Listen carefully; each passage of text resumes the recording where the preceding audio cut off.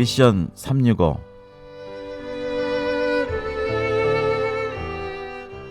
우리 한국 선교계에 하나님께서 주신 축복 중에 하나가 있다면 그것은 이제부터 그 한 세대를 선교지에서 사역을 하신 우리 선임 선교사님들이라고 저는 생각합니다. 정말 그분들이 선교를 하면서 가지셨던 그 많은 경험과 간증과 또 지금까지 그 사역을 통해서 얻으신 그 지혜들이 저희들 한국 선교계에는 진정한 보배라고 저는 생각합니다. 지난 33년 한 세대, 우리 예수님이 생애를 사셨던 33년의 그 생애를, 그런 길이를 우리 브라질에서 선교하셨던 선교하고 계시는 우리 강성일 선교사님, 오늘 우리 지멘 스튜디오에 모셨습니다. 네, 선교사님 안녕하세요. 예, 안녕하셨습니까? 네, 선교사님. 선교사님은 뭐 뵐 때마다 제가 참 존경스러운 분야 중에 하나가 그 어려운 브라질이라는 곳에서, 특히 이제 저는 브라질도 저도 한 두세 번 가봤는데요. 아마존도 가봤는데 참 어려운 지역들이 생각보다 많은데 거기서 한 세대를 지내신 그런 말씀들을 들을 때마다 정말 전 아주 고개가 숙여지고 네. 예, 선교사님 말씀 통해서 계속 깨닫는 게 많습니다. 예, 선교사님 우선 이 방송에 우리 선교사님들이 또 많이 듣고 계시는데 우리 인사 말씀, 우리 전 세계에 나가 있는 선교사님들에게 인사 말씀 한 말씀 부탁합니다. 예, 우리 사랑하는 동지 여러분들 그동안 다 평안하시고 안녕하셨을 줄 믿습니다.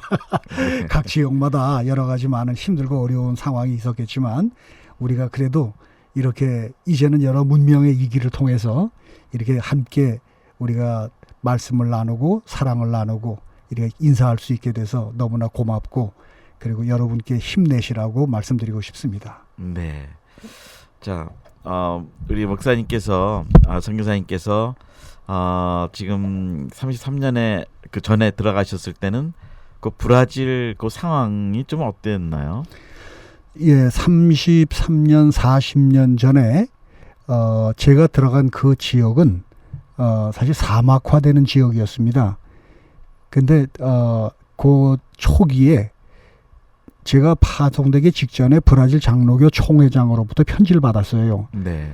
근데 제가 원래는 파라과이로 파송을 받아 가는 길에 네. 잠깐 좀 만나고 갔으면 좋겠다. 그래서 그 당시 아내와 아이들을 데리고 브라질의 상파울로가 유명한 도시니까 네. 구경도 할 겸해서 내려서 그들을 찾아서 브라질 장로교 총회 사무실에 인사하러 갔어요. 네.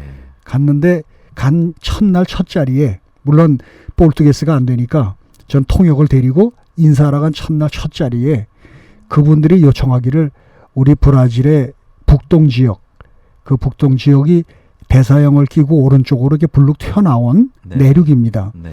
그 내륙이 전체로 하면 한국 땅의 한 20배 어휴. 그 정도의 에어리언데, 그 특별히 중앙 지역은 비가 모자라서 사막화되고 있는데 네. 그 중에 한 지역 에스트레이토라는 곳에 조그마한 동네였는데, 강변에 동네가 미국 선교사가 들어갔다가 거기서 주민들로부터 살해를 당했다. 네. 그러니까 미국 선교사들이, 선교부가 더 이상 선교사 못 보내고 땅 문서를 자기네들에게 주었는데 자기들이 그 땅 문서를 받아서 갈 사람을 찾는데 사람이 없다. 네. 근데 거기 하나님의 땅이 있지 않냐.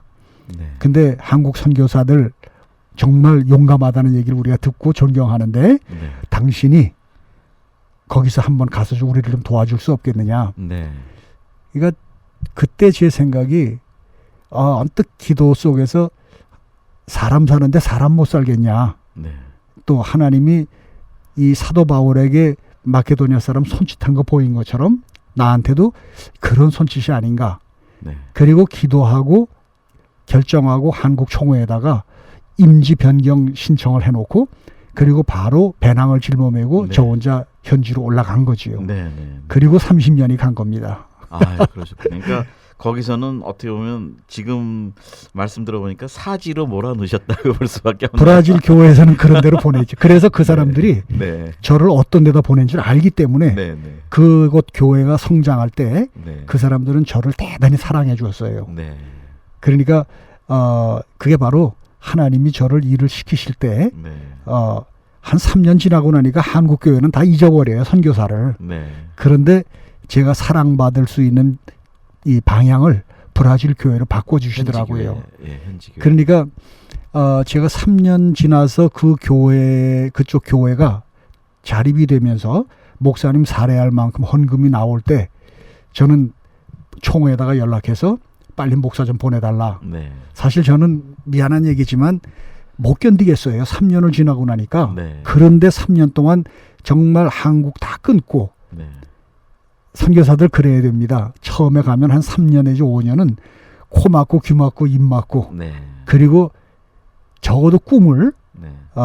구멍가게 하는 사람도 그 정도면 슈퍼마켓을 꿈꾸는데 네. 우리 선교사님들도 힘들지만 정말 참고 한번 버텨보면 이게 목사님 살해할 만큼 헌금이 나오더라고요. 네.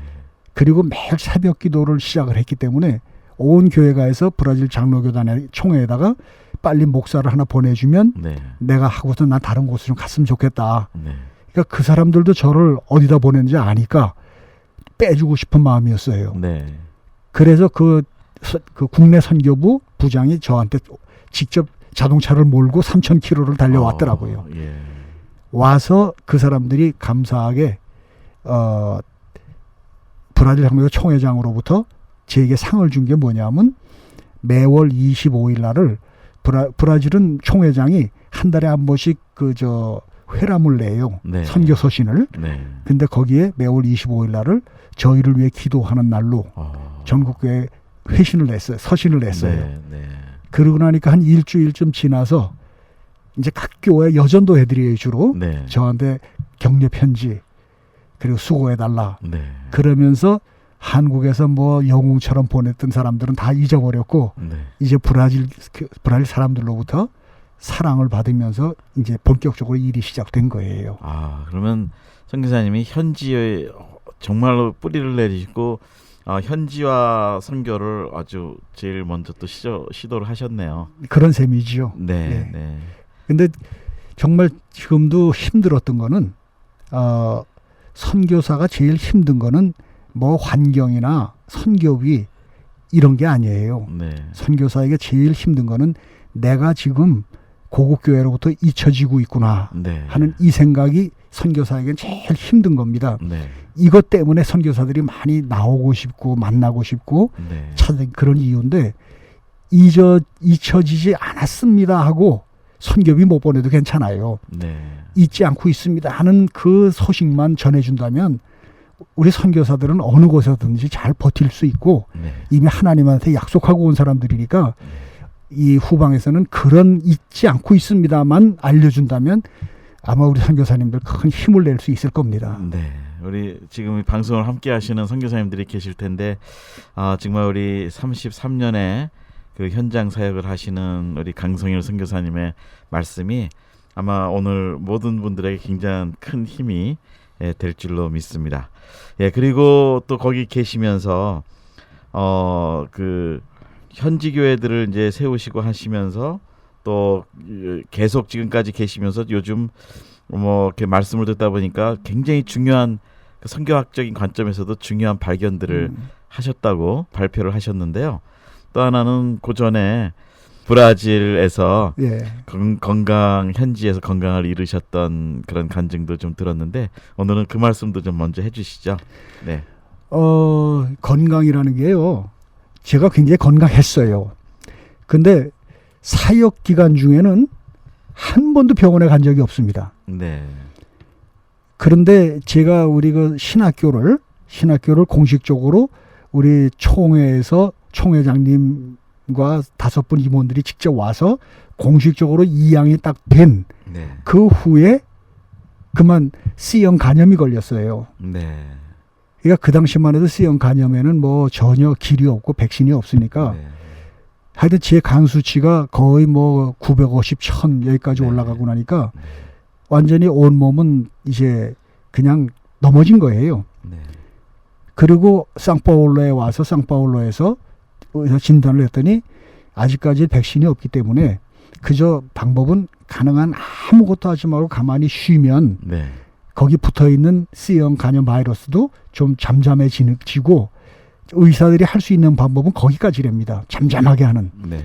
그러니까 그게 매번 수치를 얼마나 뛰었느냐 그걸 하는데 잠잠하게 하다 보면 한 5년 못 살겠습니까? 네. 그럼 5년 그 사이에 백신이 안 나오겠습니까? 네. 그러면서 네.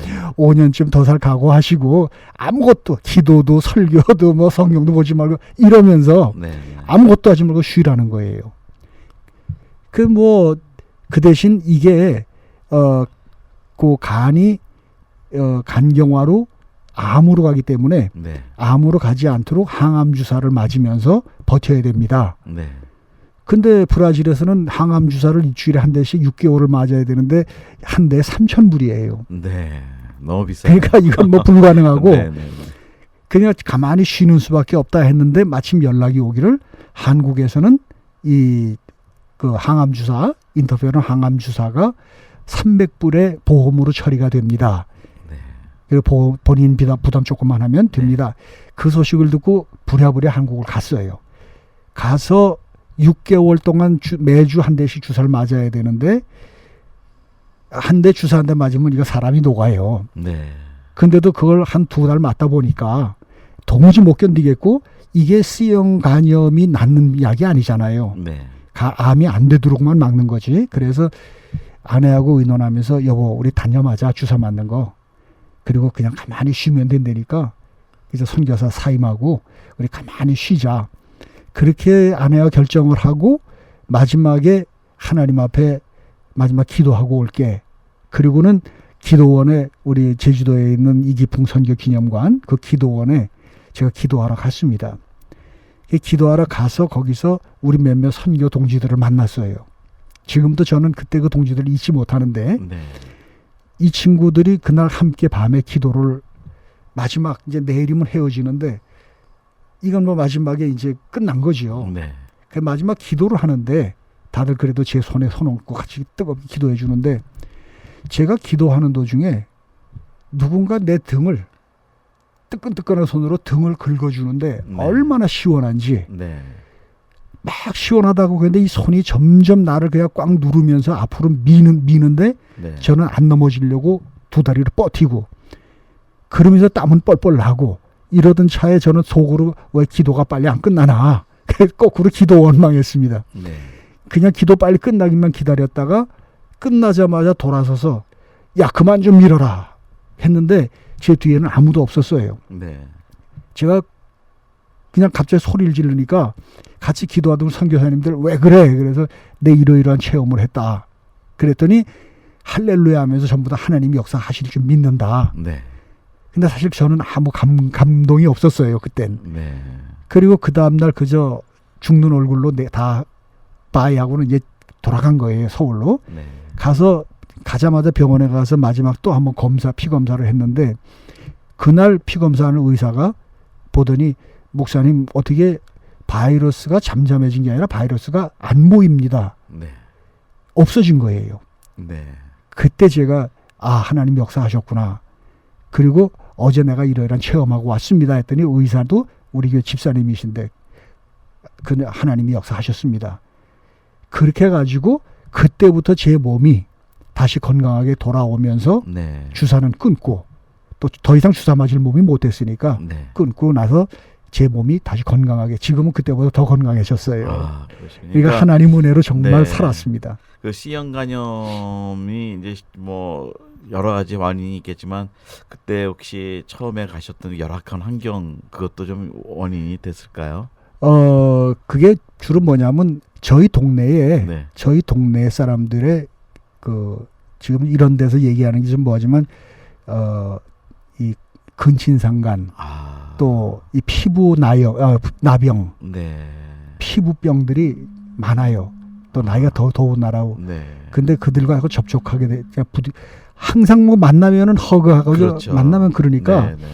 그런 데에서 이게 감염되지 않았는가. 네. 이게 주로 이제 자꾸 접촉하면 그렇죠. 어차피 감염이 된다 그러니까. 예. 하여튼 저도 모르겠어요. 이게 어디서 어떻게 왔는지. 예. 그래서 이제 그렇게 또 정말 위기를 겪으시고 하나님이 정말 직접 그렇게 치료하시는 은혜를 받으셨는데 또 지금은 제가 말씀 듣기에는 그 사역에 이게 그동안 해오셨던 큰 규모의 하나님 축복하신 사역들을 이 현지에게 이양하면서 또 사역들을 진행 계속 하시는데요. 그 이양하시는 사역에 대한 말씀도 좀 해주시죠. 우리 지금 한국교회 선교가 이양 문제가 지금 본격적으로 드러나기 시작하면서 대단히 지금 심각한 문제로 지금 드러나 있습니다. 네. 근데 제가 우리 교회와 신학교를 이양하게 됐을 때, 참 하나님이 저는 생각지도 않게 순종해 왔는데 하다 보니까 그게 하나님이 섭리였다 하는 게 느껴지는 게, 네. 약 25년 전부터 그 동네에 어린아이 브라질 아이 둘하고 딸 하나, 여자 하나하고 셋하고 우리 친아들 딸아이서 다섯을 양딸 양녀로 해서 길렀어요. 물론 한국의 입적은 아니지만 네. 저희 집에서 같이 공부시키고 똑같이 같이 살면서 우리 생활대로 신앙교육도 그대로 하고 매일 새벽기도 따라 나와서 그 조금 했을 때 네. 이렇게 하면서 훈련된 이 아이들이 지금은 두 아들 다 목사가 돼 있고 또 딸아이는 목사 사모가 돼가지고 지금 열심히 일들을 잘하고 있어요. 네. 그런데 제가 또 이들이 잘하는 동안에 제 사역이 이제 완전히 자립이 되고 네. 규모가 엄청나게 커졌습니다. 네. 이게 브라질에 총 장로교 신학대학이 8개가 있습니다. 네. 전국에. 네. 굉장히 큰 나라인데요. 큰 나라예요. 그래서 8개의 신학대학이 각 네. 지역에 있는데 네. 저희가 8번째 막내 신학대학이에요. 네. 이게 최근에 이제 들어갔으니까. 네. 그래서 8번째 신학대학이 됐는데 저희 학교가 지금 계속 최우수 신학대학으로 브라질에서는 네. 매년 그 졸업생들, 전국 졸업생들을 대상으로 학력 경시 대회라 할까 네. 그런 걸 시험을 치루어요. 네. 그런데 저희 학교가 늘 최우수 신학대학으로 뽑히고 네. 그러고 있는데 이게 완전히 터가 잡히다 보니까 이제 제 마음이 이제는 이들이 감당할 때가 됐다. 네.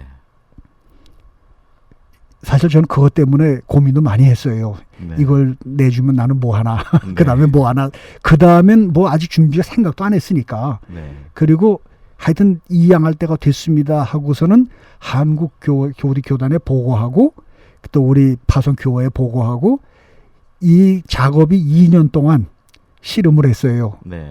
이게 너무 크다 보니까 그 꼭 줘야 되냐, 네. 그 뭐 그냥 가지고 있으면 안 되냐. 그러니까 재산이 예, 작으면은 괜찮은데 그냥 크니까. 교회 한 개 뭐 이 네, 정도면 괜찮은데 네. 이게 뭐 엄청난 규모가 네. 그 당시에 뭐 한 10만 불 정도 땅이 지금 거의 한 7, 800만 불. 네. 그러니까 엄청난 이런 그 규모이기 때문에 그러다 2년 만에 허락이 돼가지고 네. 총회장과 임원들 5분이 오셔서 브라질 장로교 총회에 공식적으로 이양하면서 그때 이제 저희 학교 이름이 공식적으로 무슨 뭐 장신대, 총신대 그러지 않습니까? 네, 네. 저희 학교 이름은 한국 선교 기념 브라질 북동신학대학 이렇게 한국교회 선교 기념 요 이름이 딱 붙었어요. 굉장히 또 특이한 귀한 이름이네요. 예, 그러니까 요 이름은 이제 죽을 때 하나님께 제가 가져갈 이름인 것 같습니다. 여하튼 네. 이렇게 해서 그들에게 이양을 하는데 이양이 되고 나서 제가 우리 양아들이 또 저희 교회에 담임 목사로 청빙을 해서 네. 그 아들이 제 교회를 맡게 했어요. 그러니까 현지인 아들. 현지인 아들. 그러니까 양아들. 저보다 더 열심히 해주는 거예요. 네. 그러고 있다가 오자마자 제가 상파울로에 있는 마켄지 대학교에 석사 과정을 또 공부를 시켰어요. 네. 공부를 시키고 났더니 브라질 장로교 총회가 이 아들을 저희 신학대학의 3대 학장으로. 네. 그러니까 제가 이양한 다음에 두 번째 왔던 학장이 있고 미안한 얘기지만 이 사람은 굉장히 정치적이었어요. 네. 학장이기 때문에. 네. 근데 저는 속이 많이 상했어요. 네. 그러다가 다시 총회에서 이 아들을 3대 학장으로 발령을 2013년에 발령을 해서 줘서 지금은 뭐 저보다 더 열심히 네. 학교를 잘 꾸려나가고 있고 네. 지금 이 학교에서 한 이제 151명 네. 작년까지 졸업생 목사님들이 브라질 전국에서 지금 사역하고 있고 거의 한 5, 60% 이상은 북동 지역에서 네. 사역을 하고 있고 이젠 뭐 브라질 교회의 중추 역할을 좀 많이 하고 있습니다. 근데 제가 여기서 우리 선교사님들에게 네. 꼭 후배들에게 부탁드리고 싶은 거는 선교지에 가면은 선교지에서 나 혼자 막 뭘 하려고 하지 말고 우선 그 동네에 예수 안 믿어도 좋으니까 네. 예수 안 믿어도 그 동네에서 존경받는 어른이 있어요. 네. 그분을 찾아가서 그분을 멘토를 만드세요. 네. 그래서 그분을 멘토를 만들어서 내 인생 얘기, 앞으로 내 살아가는 얘기, 꼭 예수 얘기 안 해도 괜찮아요. 네. 그분하고 내 인생 상담을 하시고 네. 네. 그렇게 하면서 지나다 보면은 네. 네. 그분이 예수를 안 믿는다 하더라도 네. 20년, 30년 후에는 그분이 마지막에 내 어려운 일일 때 내 편이 돼줘요. 네. 네. 그러니까 그분한테 내 멘토 역할을 시키는 거. 그리고 또 하나는 현장에 가서 시간을 지나다 보면 여러 사람들을 사귀게 됩니다. 그 중에 특히 어린 아이들을 네. 잘 사귀어서 네. 그 아이들 중에 좀 좋은 제목들을 뽑아서 어렸을 때부터 양자를 삼으세요. 네. 양자 하나보다 둘이 좋습니다. 네. 왜냐하면 내 식구 안에 들어올 때 혼자는 또 외로워하니까 둘이 네. 들어와 가지고 양자를 네. 삼아서 이 양자들을 정말 내가 복음을 가지고 온 내 저 열정을 이 아이들에게 심는 거예요. 네. 네. 그래서 그게 한 20년, 25년 지나다 보면 이 아이들이 나를 그대로 해줍니다. 네. 저는 지금까지 제 선교의 정의는 선교는 어를 잇는 작업이다. 네. 내가 가서 뭐 큰 교회 세우고 뭐 수백 명, 수천 명 뭐 목회하고 이게 아니라 네. 단 한 사람이라도 내가 고국 땅을 떠날 때 가져왔던 그 열정, 그 얼만 복음의 얼만 이어주는 사람 하나만 있으면 그 선교는 성공이다. 네.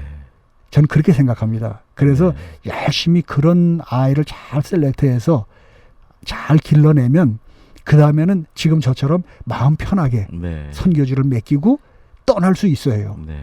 그래서 이 양이 그렇게 된다고 저는 생각합니다. 네. 그러니까 현지양에 갔을 때는 현지인들 중에서 정말 지혜가 있는 분들을 멘토로 종교를 떠나서 그러니까 물론 뭐 이슬람이나 이런 건 안 되겠지만 네. 그래서 그런 분들의 지혜를 구하고 배우고 동네 이슬람도 어떤 때는 네. 이슬람도 그 현지 안에서 존경받는 어른은요. 네, 네. 어른들은 마음이 넓어요. 그렇죠. 그렇기 때문에 네. 그분한테 정성만 보이면 네. 사랑만 보이면 그분들도 종교는 거론을 안 해도 네. 정말 아들처럼 예. 또 이렇게 서로 해주고, 포용을 해줘요. 그 사람들이라고 해서 인간적인 건 나쁜 게 아니니까. 그렇죠. 네. 그래서 인격적으로 네. 멘토를 하나 만들어 놓으면 네. 내가 힘들고 어려운 순간에 그 사람은 그래도 내 편이 돼준다는 거죠. 네. 그리고 이제 뭐 사역을 앞으로 볼 때는 현지인들을 20년, 30년을 바라보고 양육하고 제자처럼 하고 그 동시에 또 가족의 일원으로 자녀처럼 또 이렇게 길러내고 입양도 하시고 굉장히 좋은 전략이네요. 뭐. 우리 선교사들이 마지막에 지금 고참 선교사들이 네. 많이 힘들어하는 문제가 뭐냐면 내 사역에 대해서 넘겨줄 사람이 없다는 거, 믿질 못한다는 거, 또 나 아니면 이걸 어떻게 감당해내겠느냐 하는 이런 문제, 이런 것이 미리 한 20년, 30년 준비가 안 됐기 때문에 지금 하려니까 이게 지금 부담이 큰 거죠. 근데 그렇습니다. 이제는 우리 신임 선교 이제 고참들은 이제 그렇게 어쩔 수 없는 거고 알아서 하시는 거고 우리 신참 선교사님들은 어떻게든지 지금부터 마지막을 지금 준비하면 끝에 가서 큰 부담 없이 그 모든 영적인 것 또 그 얼이라고 말씀하셨는데 그 스피릿이 그대로 흘러갈 수 있다는 말씀이죠. 내 잃었던 그걸 지켜줄 수 있는 이세가 생기는 거지요. 네. 자 이제 제가 또 오늘 여쭤보고 싶은 말씀 중에 하나가 우리 브라질 특히 그 남미 쪽에 이민 세대가 꽤 이제 30년이 넘어가고 뭐 이럴 때 지금 오래된 분들은 제 손자 세대까지 있다고 말씀을 하신 것 같은데요. 거기에서 지금 우리 한인 2세, 3세 중에 현지인 목회를 하고 또 주의 종이 되고 또 하나님의 사역을 감당하는 사람이 굉장히 이렇게 많고 또 하나는 너무 특징적인 그 사역들이 많이 있다고 말씀을 제가 개인적으로 들었습니다. 그래서 그 부분을 오늘 좀 더 집중적으로 말씀을 해주시면 좋겠습니다. 제가 학교를 이양하고 병을 앓고 그러면서 제 아들이 이제 선교지에서 남고 저는 상파울로에 네. 건강 문제 때문에 남았어요. 근데 지금은 상파울로로 옮겨왔는데 와서 보니까 선교사 사회, 목회자 사회가 좀 이렇게 흔들리고 있었어요. 네.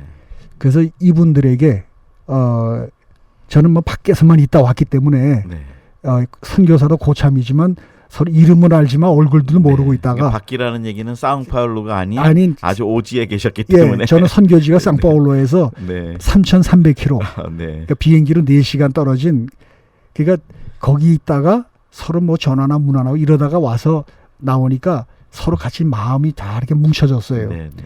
그래서 제가 중남미 선교 전략 연구소 또 명분을 만들어야 되니까 네, 그래서 그걸 만들어 놓고 이 연구소를 중심으로 해서 우리가 어떻게 연합할 수 있는 걸 찾으면 좋겠다. 이제부터 제 사역은 무슨 뭐 가서 뭐 전도하고 뭐 이거보다 이제 상파울로 전체에 있는 우리 교회와 선교사 사회가 하나로 힘을 좀 이렇게 응집해서 거기서 나오는 시너지 효과를 좀 찾으면 좋겠다는 네. 이제 그걸 지금 생각하고 있었어요. 네. 그러다가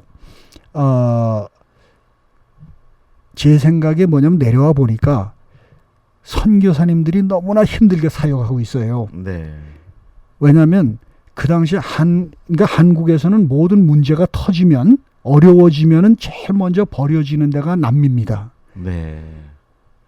근데 뭐 이런 얘기가 정확할지는 모르지만은 한국에서 남미 선교를 또 제일 일찍 보냈어요. 네. 일찍 보냈다가 어려워지니까 일찍 처음 제일 먼저 버리기 시작했어요. 네. 근데 그게 한국교회가 좀 미안해서인지 한국교회가 얼른 그 바톤을 미주교회에다 넘긴 거예요. 네. 그러니까 그 당시에 미주에 한국에서 많은 목사님들이 와서 교단이 만들어지고 힘이 생기기 시작했는데 미주교회에다가 남미는 너희들이 가까우니까 당신들이 좀 맡으시오. 아, 그렇군요. 이래서 남미의 미주교회들이 중미 쪽으로 선교 여행 많이 갔고요. 많이 가죠. 남미에 많이 가면서 네, 네. 남미에 관심을 갖기 시작했어요. 네. 그러니까 한국은 그 당시 가까운 지역, 뭐 동남아, 뭐 필리핀, 뭐 중국 이런 가까운 쪽에 집중하기 시작했어요. 네. 좋게 보면 좋고 나쁘게 하면 나쁜 건데 여하튼 네. 이렇게 해서 남미 쪽에 관심을 갖다 보니까 이 미주교회가 또 조금 깼다고 그럴까? 네. 그럼 뭐 한국서 보낸 사람들 우리가 구태여 그럴 거 있냐? 우리가 직접 보내자. 네. 이래서 지금 중남미에 미주교회에서 직접 파송한 선교사들이 또 많습니다. 네. 그리고 중남미 쪽에 있는 그쪽을 집중적으로 이제 전도하려고 애를 많이 써요. 네. 근데 여하튼 이렇게 해서 상황이 벌어지다 보니까 남미에 와 있는 선교사들이 제가 이런 말이 좀 우습지만 너무 불쌍한 거예요. 네. 정말 지금 남미의 그 대도시는요, 한국의 경제 상황보다 더 어렵습니다. 그렇군요. 그 어려운 거를 뚫고 지금 억지로 살아가면서 거기서 이 사람들이 애써 사역을 하고 있는데 네. 그래서 제가 우리 포럼처럼 네.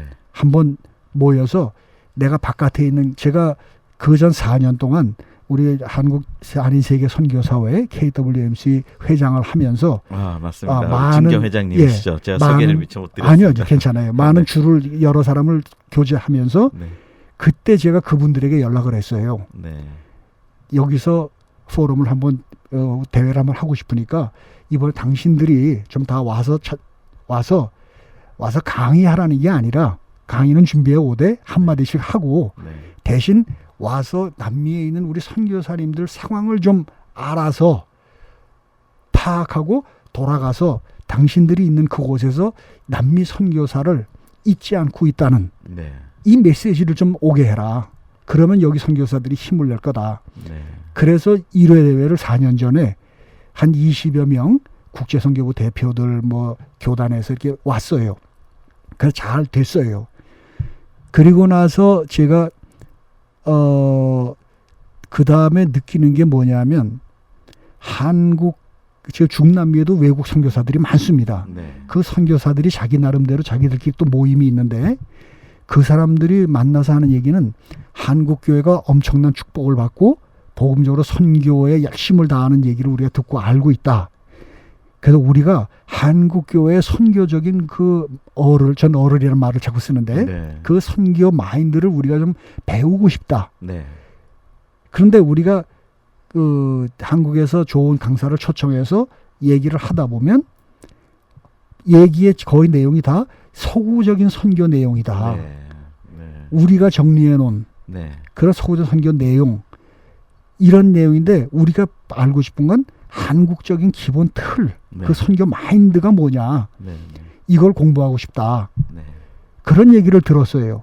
그래서 이게 참 우리가 시급하구나. 그래서 그때 한참 나온 얘기가 바로 뭐냐면 뭐 자선교 뭐 네. 그런 얘기 나왔잖아요. 자신학과, 예, 자신학, 자선교학과 이런 게. 그게 한 7, 8년, 10년 전부터 나오던 말이 네. 남미에서 지금 집중적으로 지금 거론이 됐던 거예요. 그 제가 지난 4년 전에 그 얘기를 듣고 중남미 선교를 바탕으로 해서 한국적 선교 신학을 한번 찾아보자. 네. 그래서 제가 저를 지금 돕고 있는 우리 선교 팀이 있습니다. 이 팀들과 함께 이걸 찾기 시작했어요. 네. 그러다가 제 머릿속에 딱 떠오르는 생각이 바로 뭐냐면 어차피 우리 선교 신학이니까 네. 이게 신학적으로 바탕이 돼야 되잖아요. 네. 근데 남미에서 발견된 그 현상이 예수님과 딱 일치했던 거예요. 그게 네. 뭐냐면 예수님이 이 땅에 오실 때 예수님은 알고 오셨어요. 뭐냐면 내가 십자가에서 죽지 않으면 네. 아버지 나라로 돌아갈 수 없다. 네. 그러니까 십자가에서 죽지 않으면 못 돌아간다는 이 마인드가 예수님 마인드였는데 네. 이게 바로 우리 남미에 와 있는 선교사님들의 마인드다. 아. 남미에 온 선교사들은 다른 데 얘기해서 미안하지만 한 텀 두 텀하고 공부하러 한국으로 간다고 이게 아니라 남미 온 선교사는 전부 다 그 현장에서 뿌리를 내리고 네. 그리고 자손을 낳고 네. 그 자손이 또 헌신시키고 이렇게 하면서 그래서 제가 그 이름을 정착성 선교다. 예, 이게 정착성 선교. 한국 선교 마인드다. 네. 그리고 처음부터 뿌리를 내리려고 예, 나가신 분들이군요. 진작부터 그러니까 저보다 한 20, 30년 동안에 네, 네. 많은 선교사님들이 한 20, 30명이 네. 이민으로 오셨어요. 아. 그분들이 뿌려놓은 그 복음적인 씨가 네. 지금 우리 공식적 선교사들이 편안하게 일할 수 있게 해놓으신 거예요. 네. 그러니까 우리 이민 사회 안에. 예, 그분들은 한국도 다 잊어버리고 네, 네. 이민사회 이민으로 오신 분들이에요. 네, 네, 네. 생고생 많이 하신 분들이에요. 네. 그분들이 와서 뿌려놓은 그 씨가 오늘 우리 선교사들이 편하게 일할 수 있는 교회 네. 틀을 다 만들어놨지요. 네. 브라질 현장과 연결시킬 수 있는 길을 만들어놨지요. 이래서 된 그 사람들이 이제 저는 이제 가서 얘기할 때 그게 우리 한국적 선교 신학의 바탕인데 네. 그 바탕 위에 여러 가지 디테일한 많은 사역 내용 그것은 당신들이 한 것과 다 비슷한 거다. 네. 그러나 우리들의 마인드는 당신들이 하진 못할 정말 우리는 뼈를 이 땅에 묻겠다는 그 각오로 온 것이 우리 한국적 선교 신학의 포인트다. 네. 이걸 강조했어요. 그게 서구 선교와 아주 가장 두드러지게 예, 다른 면이죠. 다른 면이죠. 네. 우리밖에 못하는. 네, 네. 그러니까 서구 선교사들은 언제나 자기들의 그 생명 중시하는 네. 그것 때문에 조금만 문제가 있으면 벌써 다 빠져나갑니다. 네. 그리고 심지어 제가 첫 사역할 때는 저희는 강물을 네. 길어다가 끓여서 식혀가지고 네. 그걸 먹었는데 아. 미국 선교사들이 그 동네 근처에 있던 분들이 저희 집을 방문할 때가 있어요. 네. 그분들이 제가 주는 물을 안 먹어요. 아, 강물이기 때문에. 그분들은 자기 차에 가서 네, 네, 네. 미네랄 워터 병물을 갔다가 네. 그걸 마십니다. 네. 그래서 제가 막 그냥 욕을 하고 보낸 적이 있는데 네, 네, 네, 네. 욕했다면 미안하지만 네. 막 안 좋은 소리하고 보내기도 했지만 네. 여하튼 이런 상황에 우리 한국적인 선교 신학이 네. 거기서 이제 한마디 틀을 만들어 놓고 네. 그 다음부터 제가 우리 선교사들이 하고 있는 사역들 디테일한 걸 가만히 나눠보니까 한 50여 가지가 돼요. 네. 우리 전 세계적으로 전 한인 세계적으로. 선교사들이 네, 네, 하고 네. 있는 사역들이. 네. 그래서 그 중에 한 대여섯 가지씩 그리고 그전에는 뭐 2박 3일 뭐 이렇게 했는데 그 호텔 돈이 들어가요. 네. 그래서 돈 안 들게 하루에 아. 한 5가지 6가지씩 네. 그래서 아침 7시부터 그건 쉬워요. 왜냐하면 한 교회에서 밥 제공하고 그렇죠. 한 교회에서 장소 제공하고 네, 네. 이러면 되니까 네, 네. 이렇게 해가지고 하루에 네. 학술 대회를 네. 한국 교회 선교 신학화, 네. 한국적 선교 신학화 학술 대회 이렇게 붙였어요. 네. 그래가지고 그 대회를 2번, 3번, 3년짜리 하다가 지난 1월달에 6월달에 이제 하기로 돼 있어서 1월달에 본격적으로 공식은 이제 저희 팀이 모여서 네. 준비하다가 네. 이제 제가 드리고 싶은 건 이 얘기예요. 준비를 하다가 언뜻 제가 그런 얘기를 했어요. 지금 브라질에 한국에서 파송되어 온 목사님들이나 선교사님들 이 자녀들로서 선교사 목사로 헌신된 사역하고 있는 네. 현존 사역하고 있는 사람이 얼마나 되는지 한번 파악해봐라. 네. 이민자가 아니고 선교사 자녀들. 예, 선교사. 근데 이민자까지 다 나왔어요. 네. 네. 그래서 파악해봐라. 이랬는데 한국교회 선교가 브라질에 한 40년 정도입니다. 네. 그리고 그 40년 이전에 이민으로 오신 목사님, 그 40년 동안 150명 지금 목사님들이 있어요. 그러시군요. 목사 선교사들이. 네. 네. 한인 목회에도 다 그분들은 오실 때 선교사라는 그 이름으로 파송되어 오신 분들이니까 네. 네. 선교사 목사들이 150명. 그 이전에 이민으로 오신 한 20, 30명. 그래서 한 170, 80명 전체 목사님들이 그런데 네. 그 목사님 한 40년, 50년 역사 속에 80명이라는 아들 때 네. 목사 선교사가 이미 나왔고 네. 손자까지 지금 나와 있어요. 네. 저는 여기에 충격을 받았어요. 네. 이게 무슨 일이냐. 그래서 부랴부랴 이번 학술대회 하려던 거 다음으로 미루고 이번엔 요 사람들만 한번 불러서 이들의 말을 한번 들어보자. 그래서 그 사람들이 와서 얘기하도록. 그러니까 이제 이 친구들이 어떤 친구는 2,000명 목회를 해요. 어떤 친구는 한 네. 800명 목회하고. 그 볼트기스로요. 브라질 아이들이죠. 네. 그러니까 그 사람들은 브라질 사람들이에요. 예. 겉은 한국인데 겉모습은. 예. 그러니까 거기서 태어나서 자라고. 네. 그런데 이렇게 하는 이 친구들이 자기는 볼트게스밖에 안 돼요. 네. 네. 그래서 걱정하지 말고 그저 아버지 엄마들 와서 동시통역으로 들을 테니까 걱정 마서 하라. 그래가지고 동시통역으로 해서 하루 종일 그들의 얘기를 많이 들었어요. 네. 많이 듣고 나서 보니까 우리 한국교회가 지금 큰 직무유기를 하고 있다. 네. 뭐냐면 이렇게 열심히 지금 애써 사역하고 있는 이들을 아까 처음에 제가 얘기한 대로 정말 내가 잊혀지고 있구나 하는 마음이 불안한 마음인데 진짜 한국교회는 1세대에 대한 선교사는 막 생각을 하면서 네. 그 밑에 태어난 우리 2세 아들, 딸, 손자는 완전히 생각지도 않고 있는 거예요. 네. 네. 기억도 안 하고 있는 거예요. 네, 맞습니다. 제가 이 문제를 놓고 철렁했어요. 네. 이건 아니다. 어떻게든지 한국교회가 이제 이들을 기억하게 해줘야지. 이들은 열심히 지금 사역하는데 물론 그들은 현장에서 태어났기 때문에 한국교회라는 데 대해서 그렇게 별로 관심이 없어요. 네. 자기네 현장만 중요한 거지. 그래서 이들을 기억해 주기 위해서 이제 다시 한번 이 친구들이 지난번 대회 끝나고 나서 자기들도 놀랐어요. 왜냐하면 자기 사역에 바빠서 몰랐는데 자기들처럼 2세들이 80명 이렇게 많은 줄은 몰랐습니다. 네. 그러니까 목사님이 이번에 우리 그 네트워크를 좀 형성시켜 줬으면 좋겠습니다. 네. 처음 모인 게 80명이 모인 거예요? 80명 파악이 됐는데 한 30명이 모였어요. 네. 지난 6월 달에. 네. 그래서 이번 이제 11월 5일 날 그 중에서 리더십을 있는 좀 몇몇 젊은이들이 있어요. 네. 젊은이라 미안하지만 한 40대가 됐는데 네. 그들을 먼저 만나서 11월 23일 날 전체를 초청해서 네트워크를 공식적으로 형성하는 모임으로 만들자. 네. 그래서 이번 5일 날 우선 미팅을 하고 네. 11월 23일 날 우리 2세들, 3세들이 공식적으로 이제 네트워크가 만들어지는 공식적 모임이 그때 준비되어 있습니다. 네. 그래서 저는 내년 6월 셋째 주가 네. 저희들이 이제 준비하는 다음 5차 학술대회인데 네. 그 5차 학술대회도 제가 하려던 건 다 넘기고 이번에 여기서 준비되는 리더십들이 네. 내년에 다시 한번 책임지고 이 학술대회를 하도록. 네. 그래서 그들의 순수한 입장에서 2세, 3세들이 자신들의 입장, 네. 현장 교회 입장, 또 그들이 보는 우리 한국 교회의 입장, 네.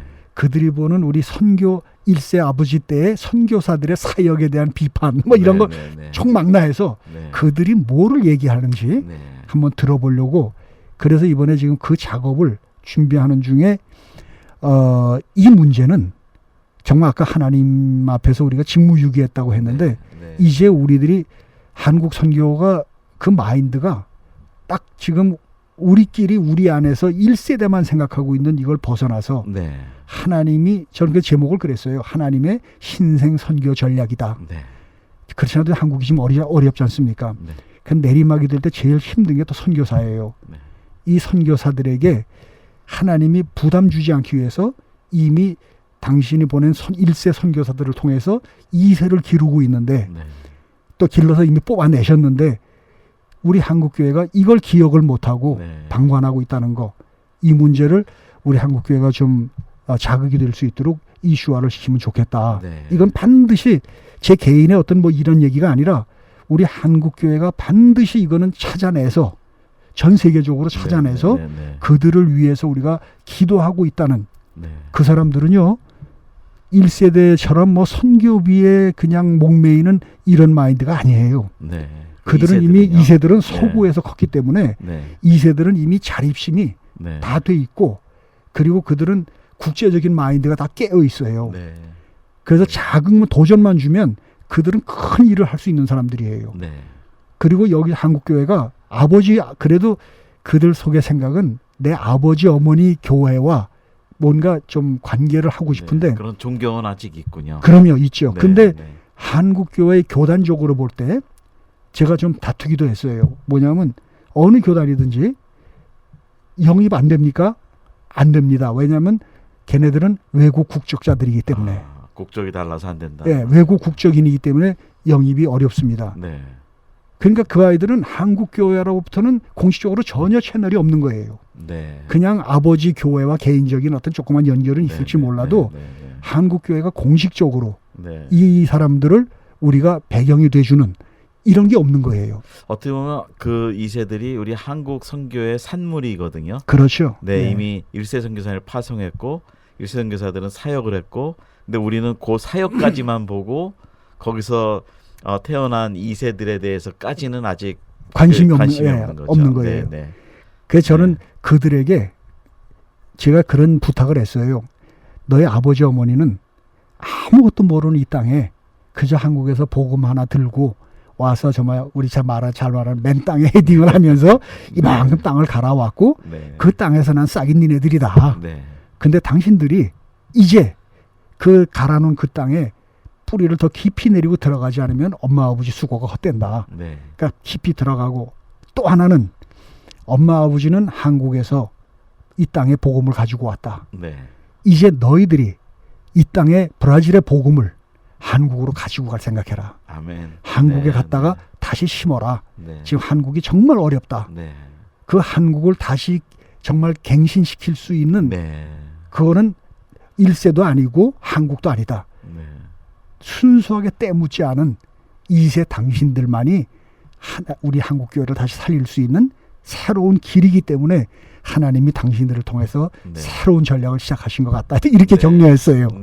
그러니까 그 사람들이 좀 기분이 좋았는데 여하튼 오히려 한국만이 아니라 미국으로도 와야 되는데요. 그래요. 우리 거기 남미에 있는 2세들이 오히려 그 순수한 열정을 가지고 여기에서 충분히 거기 영어도 되는 세대고 또 여기 남미에서 온 이민자들이 굉장히 많이 있잖아요. 그렇죠.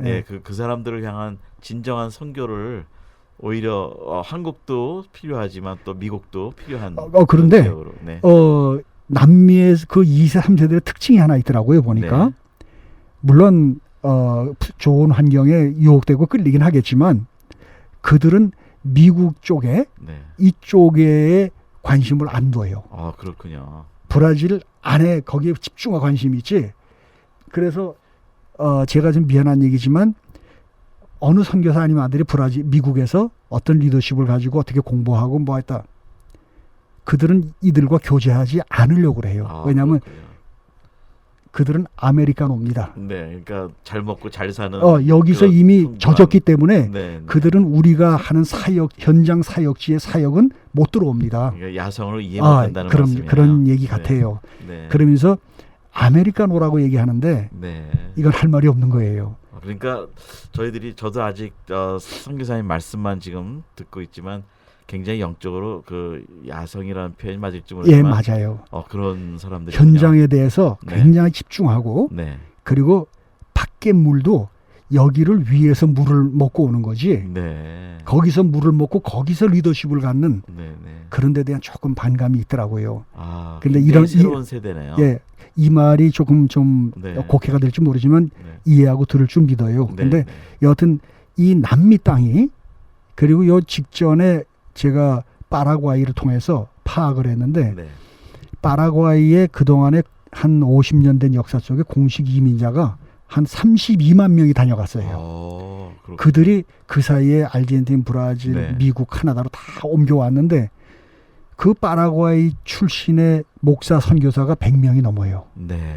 이런 엄청난 역사가 바로 남미 땅에서 그럼 그 사람들은 스페니쉬를 잘하고 완전해요. 남미의 문화를 다 자기의 문화로 익히고 한국말 퍼펙트하고요. 네, 네. 그러니까 이러한 인재들이 지금 거기에 하나님이 뽑아놓으신 거예요. 네. 그리고 사역을 시키고 계세요. 네. 이제 요 다음에 아르헨티나에 네. 지금 여기 풀로에서 공부하고 있는 박성엄 선교사라고 네. 제가 이 친구 저 제자거든요. 네, 네. 이 친구를 통해서 아르헨티나 상황을 파악하는데 아르헨티나도 지금 꽤 많을 줄 알아요. 네. 그래서 지금 이런 사역을 하면서 준비하는데 하여튼 내년 이번 11월 23일 날 그들의 네트워크 형성되는 문제, 네. 그 다음에 내년 6월 달에 그들의 손에선 이 학술 대회가 운영돼 가면서 네. 그들이 어떻게 한국을 보고 있는지 네. 이런 문제들을 집중적으로 다뤄서 내년에 다시 한번 보고 드릴게요. 아, 네. 우리 그 강선교사님, 우리 강성일 선교사님 말씀을 좀 듣다 보니까 하나님이 남미에 이미 심어놓으신 선교적 자원들이 굉장한 자원들이 우리도 모르는 사이에 그렇게 하나님이 역사하고 계셨습니다. 역사하고 계셨다는 예. 거군요. 네. 그러면 좀 그 남미의 그 일반적인 그 뭐 어떤 선교적으로 보실 때 일반적인 현재 상황이나 전망은 좀 어떠신가요? 남미 전체는. 제가 브라질 남미의 상황이 거의 이제 대동소이한데 네, 복음적인 상황이 네, 네, 네. 제가 갔을 때만 해도 한 7% 8% 정도였어요. 복음적인 그 분포가 네. 개신교가. 네. 근데 지금은 뭐 18% 20%까지 네. 얘기를 하고 있는데 거기도 점점 세상이 각박해지다 보니까 네. 점점 어려워져요. 네. 그래서 교회가 많이 힘들어지고 어려워지는데 저는 한 가지 특이한 상황을 본 게 어려운 중에 네. 복음의 헌신자들이 브라질 사람으로서 네. 젊은이들이 많이 나옵니다 지금. 아, 그렇군요. 그러니까 엄마 아버지 자기들의 엄마 아버지 세대는 지금 점점 힘들고 막 이렇게 가고 네, 교회도 힘들어질 때 네, 네. 이상하게 정말 선교적 마인드를 가진 젊은이들이 많이 나와요. 네. 그러니까 이런 젊은이들을 우리 한국의 우리 선교사님들이 그들을 잘 불러서 양육해서 세계 선교 차원에 그러니까 주로 브라질에서의 선교사 파송은 아프리카 쪽이에요. 같은 왜냐하면 포르투갈권 네. 그쪽에서 온 저 블랙들이 검은 사람들이 많으니까 네. 모잠비크나 앙골라 예, 뭐 그쪽이 다 그런 데서 같은 네. 글로 보낸 사람들이 장로교만 해도 한 1,800명 아유. 많이 보냈어요. 네. 그러니까 그런 우리들이 선교 마인드를 그들에게 심어서 네. 그들이 해외 선교로 나갈 수 있도록 그러니까 현재 브라질 전국 교회 쪽으로 교회적으로 이렇게 사역하는 거 선교사 보면 네. 대부분의 해외에 나가 있는 브라질 사람들을 목회하는 이게 지금 디아스포라 미니스트리가 지금 거의 주종이에요. 네. 그런데 그 사람들도 이제 선교 스피릿이 생기면 현지 선교를 그래서 현지 선교를 이제 시작하는 거죠. 네, 네. 그러니까 우리가 오늘까지 하나님께로부터 받은 열정 이제 그 현지 사람들에게 줄 때 우리의 그 네. 이거를 잘 심으면 정말 그들이 그들 손에 의해서 더 큰 역사를 이룰 수 있겠다. 네. 저는 그렇게 생각을 해요. 네. 자, 이제 또 시간도 많이 남지가 않았는데 너무 귀한 말씀 많이 듣고 싶은데요. 앞으로 우리 선교사님 이제 사실은 지금 아까 그 말씀은 자세히 안 했지만 친아드님은 아주 오지에 그냥 교회를 하도록 보내시고 예. 그 양아들, 영적인 양아들은 그 모든 그 교회나 이런 걸 다 또 물려주시고 이렇게 하셨는데 앞으로 좀 비전은 또 어떤, 지금 요즘 하나님이 어떤 일들을 또 사역을 많이 이렇게 하게 하시나요? 비전하고 사역은 어떤가요? 우선 제 아들이 네. 지금 브라질 목사가 돼가지고 네. 제 교회를 이양할 때 우리 교인들도 제 친아들에게 이양할 줄 알았어요. 네. 그런데 제가 양아들을 불러서 이양을 하고 제 친아들에게는 남자가 나이 한 40까지는 적어도 내 손으로 전도해서 하나씩 양육하고 세례도 줘보고 또 교회라는 틀도 만들어보고 네. 이렇게 하면은 그 다음엔 하나님이 너를 어디다가 갖다 놔도 두려움이 없어지니까 이제 한 나이 40까지는 한번 해봐라. 근데 지금 40이 됐어요. 네. 어저께 제 셋째 손주를 봤습니다. 네, 축하드립니다. 그런데 네. 이렇게 하고 있는 그 사역 속에서도요.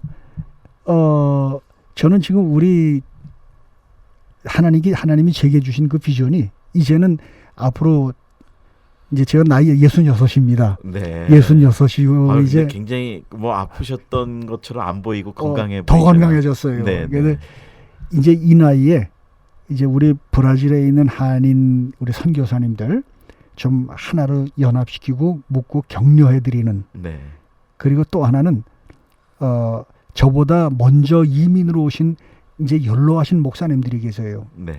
그 목사님들을 좀 케어해드리는 그런 일, 그리고 이제 2세 사역자들 네. 이들이 잘 연합이 돼서 그들 손으로 정말 남미 전체를 선교하고 네. 그러면서 우리 한국 교회에 오히려 격려 감사의 인사하고 네. 한국 교회를 위로해드리는 네. 지금 그런 우리 2세들의 그 커뮤니티 네. 이게 좀 형성되면 좋겠다 하는 앞으로 그런 생각들을 하고 있습니다. 네. 그리고 또 앞으로 점차로 이제 그 브라질만의 선교사님들이 아니라 전 남미에 계시는 우리 후배 선교사님들을 좀 많이 멘토링 좀 해주시면서 또 남미 전체를 또 이렇게 아우르시는 또 그 비전이 좀 있으신 것 같은데요. 제가 네. 뭐 큰 게 있습니까? 그저 조그마한 선교사 하나입니다. 별 말씀을요. 네. 그래서 브라질 선교사 하면 제가 꼭 브라질을 품고 있는 줄 아는데 네. 그저 점도 안 되는 조그마한 한 지역에 있는 사람일 뿐이에요. 네.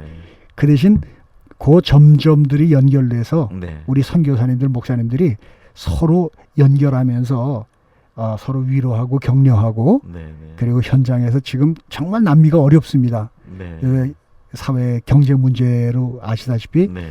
지금 뭐 엉망이에요. 네. 그런 상황에 우리 선교사님들끼리 서로 격려하면서 그렇게 해서 지나면은 그래도 어려운 세상 서로가 힘을 내고 좀 잘 살 수 있지 않을까. 네. 여기 북미도 지금 그 한인들 이민이 지금 수가 줄고 있다고 들었어요. 예. 근데 남미는 지금 어떤가요? 이민은 거의 끊겼어요. 그렇군요. 예, 끊겼고 뭐 특별하게 결혼이나 또 우리 한인 교회 부목사 초청 뭐 이런 걸로 해서 들어오시는 이민자들이 얼마 있고 요새는 대부분이 이제 사업으로 상주하러 오시는 그냥 왔다도 간 이제 취업도 안 돼요 요새는. 그렇군요.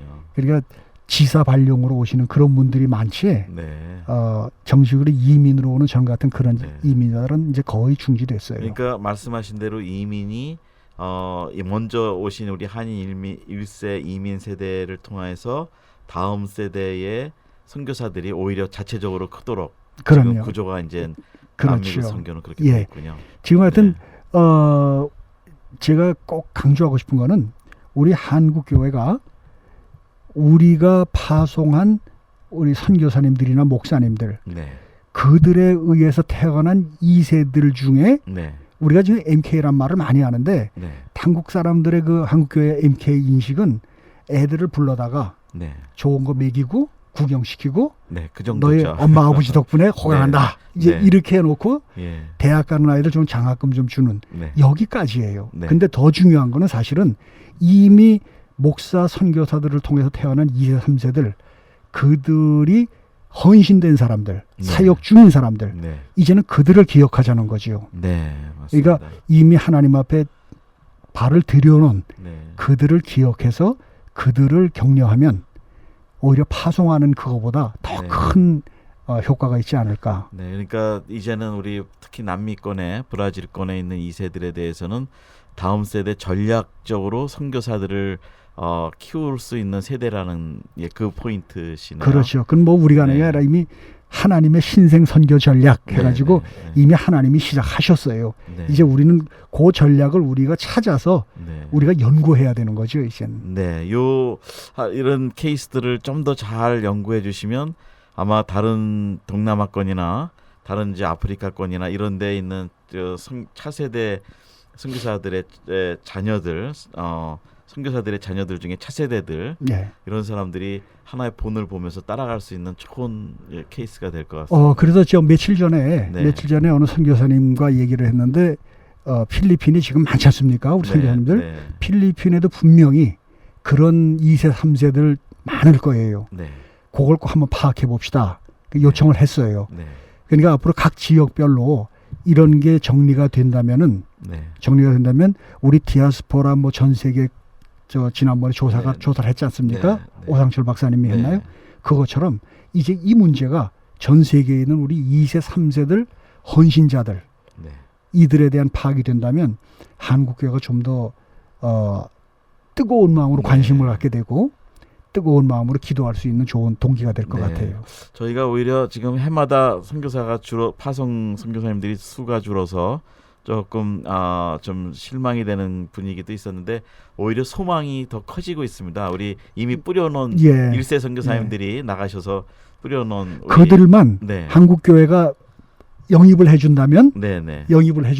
네. 아마 한국교회 선교사 수는 예. 더 많이 늘어날 겁니다. 굉장히 좋은 전략을 오늘 이렇게 말씀해 주셨습니다. 뭐 여러 가지 저희들이 앞으로도 좀 들어야 될 말씀이 많은데 오늘은 아쉽게도 이 1시간 안에 짧은 시간에 이렇게 귀한 말씀들 해주셨는데 이제 마무리 인사로 우리 현장에 계신 우리 동료 선교사님들 또 우리 후배 선교사님들 정말 선임 입장에서 이렇게 좀 또 마지막으로 또 격려의 말씀과 인사의 말씀 좀 부탁드립니다. 네, 우리 사랑하는 우리 선교사님들, 그저 선교 어딘들 힘들지 않겠습니까? 그런데 또 한번 생각하면 세상에 사는 사람들도 어디도 힘들어요. 그러니까 우리가 특별히 하나님의 이름으로 우린 특별한 임무들을 받고 나간 사람들인데 그저 현장에서 그 상황 속에 좌절하지 마시고 그리고 어떻게든지 그 땅에서 정말 하나님의 복음을 위해서 내가 십자가에서 죽지 않으면 내 고향으로 못 간다는 마음만 가지시면 네.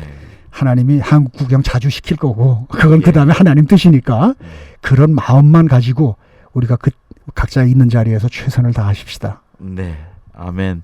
고맙습니다. 예, 우리 오늘은 브라질에 33년 전에 들어가셔서 복음을 전하시고 또 그 북동부 지역에 정말 불모지야 같은 곳에서 사역을 하시고 또 정말 귀한 또 사역의 열매로 큰 신학교와 또 여러 교회들 이런 사역들이 있었지만 이제는 정말 다 이양하시며 또 다음 세대를 키우시는 우리 강성일 선교사님 오늘 모셨습니다.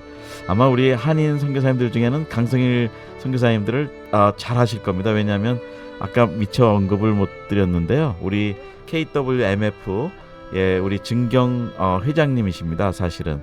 그래서 우리 전체 한인 선교사님의 또 리더로서 봉사도 하셨고 그랬는데요. 오늘 이렇게 귀한 말씀 감사드리고요. 계속해서 우리 선교사님들 우리 오늘 말씀처럼 우리 선교사 자녀들이 정말 그 땅에 뿌려진 선교사의 새로운 또 전략적인 하나님의 그 선교사들로 성장할 수 있도록 많이 기도해 주시고 또 활용하시고 또 이런 어려운 일들이나 그 모든 것 다 인내하시면 우리 강성일 선교사님처럼 좋은 결말이 있을 거로 믿습니다. 여러분 힘내십시오. 안녕히 계십시오. 감사합니다. 예, 진행에는 김정한 선교사였습니다.